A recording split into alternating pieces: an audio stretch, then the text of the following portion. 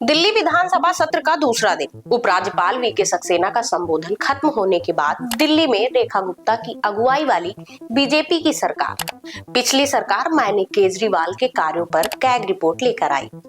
CAG report पेश होते ही आम आदमी पार्टी आक्रामक हो गई।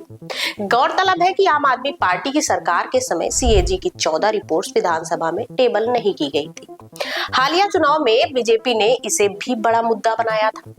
बीजेपी लोगों के बीच ये नैरेटिव जबरदस्त तरीके से फैलाने में सफल रही कि दिल्ली वालों के पैसों की जमकर लूट हुई।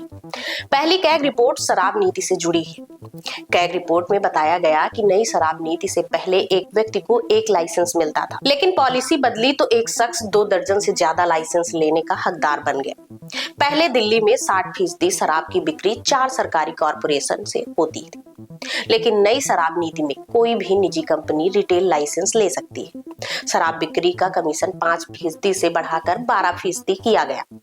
दिल्ली की केजरीवाल सरकार के दौर में करीब 2000 करोड़ के घाटे का अनुमान सीएजी ने लगाया है।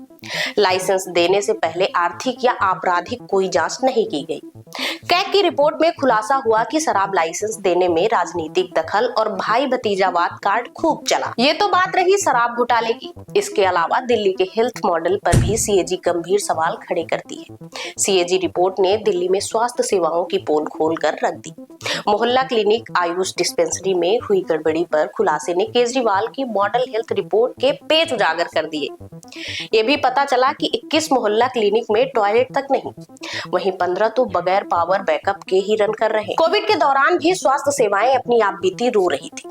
कैग रिपोर्ट खुलासा कर रही है कि कोविड-19 के दौरान फंड के कम इस्तेमाल और अस्पतालों में बुनियादी सुविधाओं की कमी ने दिल्ली की स्थिति बद से बदतर कर दी थी। दिल्ली के बड़े अस्पतालों में बेड की भारी कमी देखी गई। कई अस्पतालों में बेड की ऑक्यूपेंसी 101% से 189% तक रही। मतलब कि एक बेड पर एक से ज्यादा मरीजों को रखा गया या मरीजों को फर्श पर लिटाया गया। स्वास्थ्य कर्मचारियों का भी भारी टोटा देखने को मिला। नर्सों की 21% और पैरामेडिकल स्टाफ की 38% कमी ने दिल्ली के केजरीवाल मॉडल की कलई खोल दी। दिल्ली के 27 अस्पतालों में से 14 में आईसीयू तक नहीं है।